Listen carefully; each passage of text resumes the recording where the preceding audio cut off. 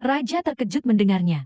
Tetapi ia segera mendekati burung dan berkata, "Apa syaratnya, burung emas? Aku ingin sekali merasakan kebahagiaan sejati." Burung itu tersenyum dan berkata, "Untuk mendapatkan kebahagiaan sejati, kamu harus memberi semua yang kamu miliki kepada orang-orang yang membutuhkan. Jangan menyimpan harta, tidak ada yang bisa kamu bawa ketika waktumu habis."